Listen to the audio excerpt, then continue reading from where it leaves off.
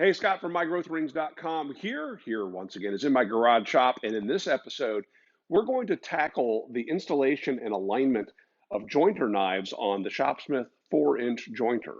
I like to remove the fence and the guard for this. You don't necessarily have to, but they can be in the way.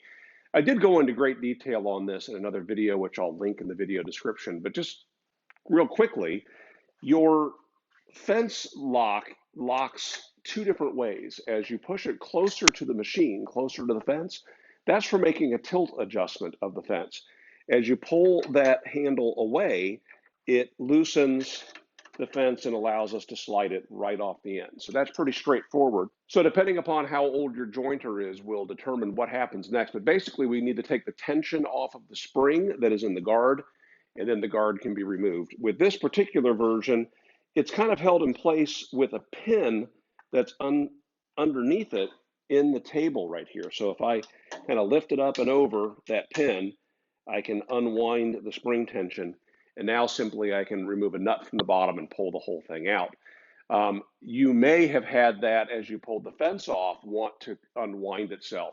So be careful as you're taking off the fence. If you've got an older kind of a pork chop looking guard, that as the fence is coming off, you need to go ahead with one hand and support the fence, and the other hand unwind that spring. The Shopsmith jointer has evolved a number of times over the years, going back to the 1940s. The original version that was on the Shopsmith 10ER was actually somewhat of a shaper fence that would attach to the main table. You would rotate your table and put a cutter head on the quill. And then in the early 50s, they developed a cast iron jointer that would attach to the end of the 10ER. Then they came up with a base that would pivot that jointer completely out of the way so you could lift the machine up into the drill press position. Yeah, a lot of evolution. Then they came out with this version that was designed to go onto the Mark V with the posts mounted to the bottom. Even then, there were a number of improvements that were made. In recent years, the feather guard was introduced and the cutter head has gotten larger. Now, it turns out the tips of the three blades are still around the same diameter, but the cutter head itself used to be much smaller. And through the years, they've made the cutter head larger, in part for safety. It's designed so that it can't get quite as big a bite from our phalanges. Now, one of the things that's unique about the Shopsmith jointer is the fact that the outfeed table is not adjustable. So that means when we change blades, when we get them sharpened and they get reduced in height, we've got to raise the blade up to match the height of this outfeed table. We can't adjust it down. The only adjustment that we make in table height is on the infeed side. So that means we need to easily be able to index those blades. So the Shopsmith cutter head, the jointer cutter head, is unique to Shopsmith. And so let's take a look under the hood and see how this thing works. So a quick safety reminder, I've got the headstock unplugged. However, I am connected to the headstock with this coupling. I like having a little bit of resistance here so it's not constantly rotating on me. Now this happens to be one of the newest versions of the Shopsmith jointer cutter head. And I know that because there's very little blade extended above the diameter of the cutter head. You'll also notice that these wedges, this part right here is a wedge. We'll see that when I remove it. These wedges are very wide, almost as wide as the cutter head. The earlier versions were about that wide, coming shy of where you see that hole. So what we have here are three screws that are holding that wedge down into the cutter head. The blade itself is wedge shaped. So this wedge is fatter on the top and narrower on the bottom. This blade is narrower on the top and fatter on the bottom. So as long as we have these in here even snug, the blade can't come out in use. So let's go ahead and loosen these. And we'll use the end of, back here, we'll go to the good old-fashioned Shopsmith hex wrench and loosen these up.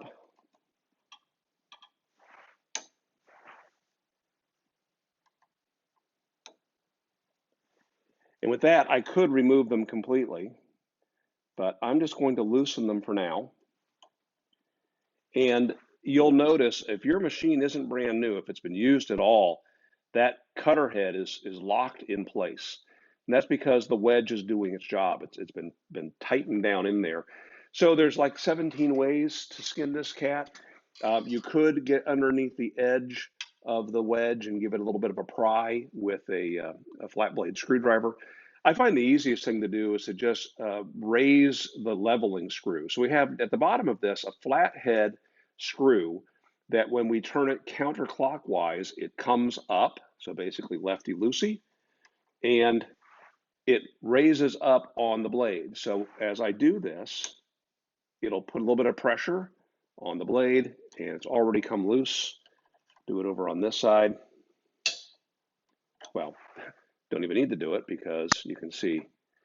Now look at that. With the wedge loose, I can't raise the blade out, and that's because the blade is wedge shaped. So let's loosen these a little bit more, get plenty of slack in them, and then we should be able to raise that out. Okay, be a good time to clean and polish that blade. Let's go ahead and take this out completely so you can see exactly what's going on in here.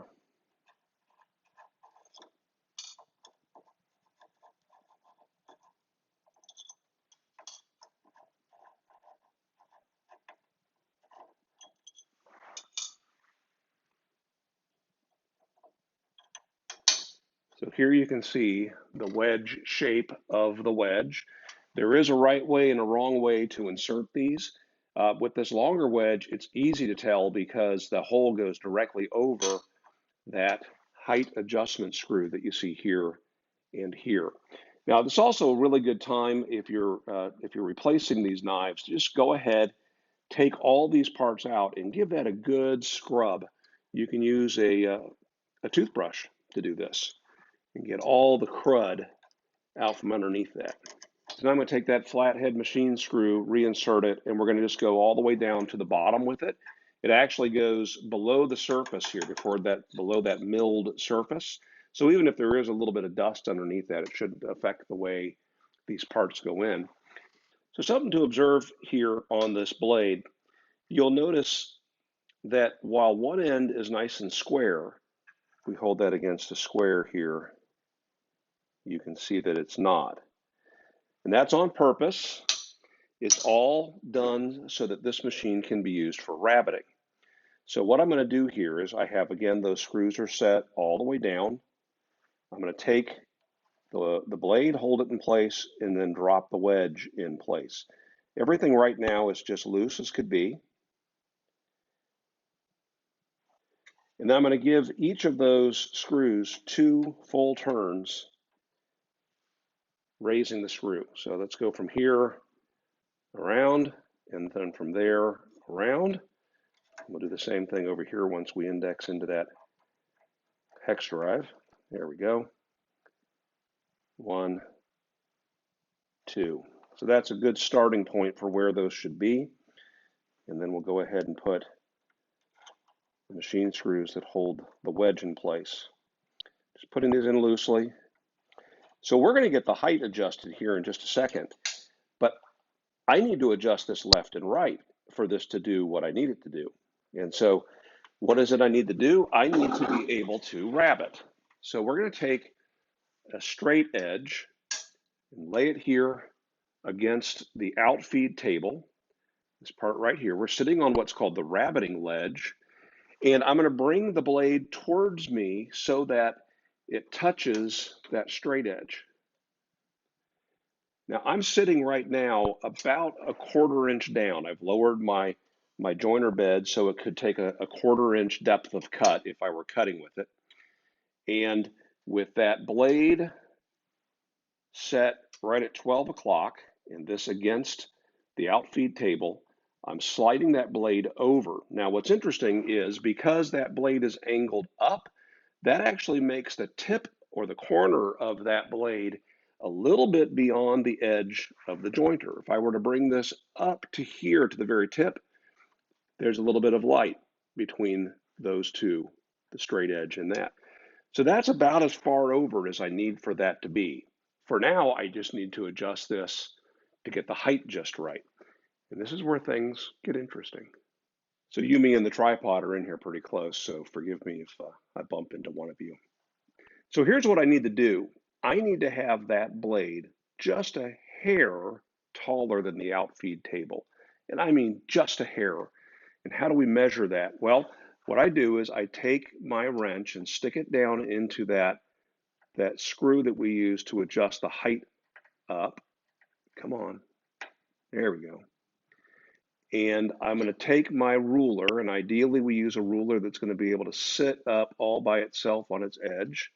And I'm going to align a measurement of some sort. It doesn't matter which measurement we use, but I'm going to align that with the edge of the table. And now I'm going to use the wrench itself to rotate the cutter head. And then I'm going to make a very slight adjustment, raising that screw. So we're going counterclockwise with the screw, just a little bit, and then I check.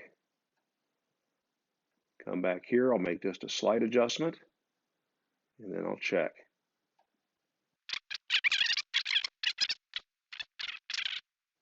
Getting impatient here, I made a big old turn.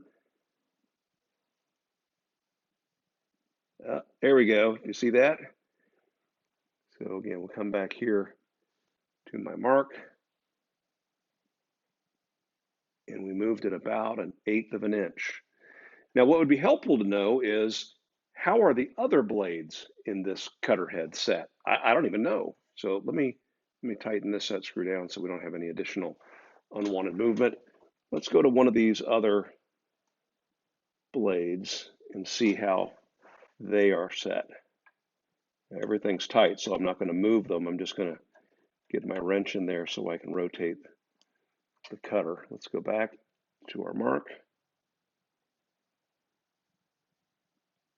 Oh, and that moved about 1/8 of an inch. So we're in good shape. On the far side, let's go back to our loose blade. And now I'm going to bring this closer to here, and we'll adjust this one up. Now, I made over a complete turn. You know, here's the thing about the wedge that covers the hole is I'm going blind and trying to find, there we go, where that is. So I'm going to make a complete turn, and then we'll check. Oh, too high, Scott, too high. So I got to go back down. Now to do that, to go back down, because the wedge is doing its job, I actually have to loosen the wedge, and you can tap on this if you have a rawhide mallet or even a little piece of wood in order to release that from the grips. There we go. I was able to move it down by hand. Let's try that again. Oh, gotta find that darn. There we go. Stop being so impatient here, guys.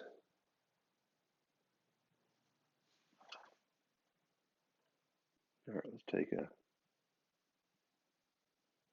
I did it again. Oh, I don't need to go nearly that much. See if we can get that 1/8 inch of movement. There we go. We have an 1/8 inch of movement. Usually before I go too crazy, then I will check it on the other side. And let me explain why that might be that's not exactly where I want it. When I raised that set screw on the far end of the blade, this set screw was low.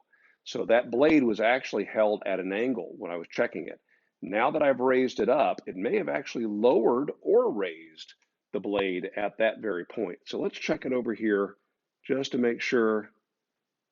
See that? It actually raised it just a little bit.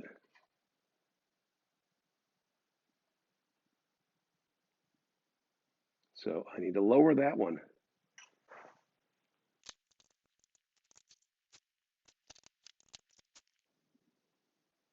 And there we go. We're back to an 1/8 inch. Okay, so that is how that is done.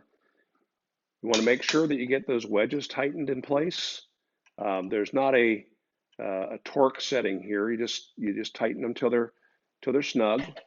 And because they are wedge shaped, as long as you get them snug, there we go. Uh, they're not going to ever come loose. Another thing that we may need to do here is even if our blades are perfectly sharp, we might have to slide one of these blades over a little bit to compensate for a nick in the blade. I'm seeing there's a nick right there, and there is a nick over here. So if I face joint a board or even joint with a board directly over this spot, there's going to be a little raised ridge in my board because of that nick. So what I can do is loosening just one of these blades, I can shift it away from the rabbiting ledge, because if I slid it towards the rabbiting ledge, it would affect rabbiting, which I don't do on my jointer much anymore anyway. But I want to go that direction with it if I am going to shift one. And in that way, where the other blades are leaving a little teeny line, this will come along and remove it. And yes, this will also leave a little line in the stock, but the other two blades will pick up where that one left off. So the big question is, did shifting that blade just a little bit take care of the nick? We'll find out in our midweek follow-up that I call Stumped Q&A. We'll also take a look at your questions, comments, and cheap shots that you leave in the description down below. Now, that Stumped Q&A episode, as all of them will from now on, will be visible for a week, and then it becomes member only. And I want to go ahead and take a minute to say thank you to the 26 members of our channel who joined in this last week. I really appreciate your support.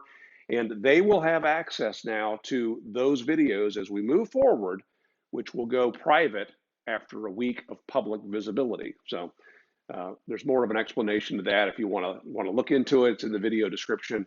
In the meantime, make it a great week, and I'll see you midweek.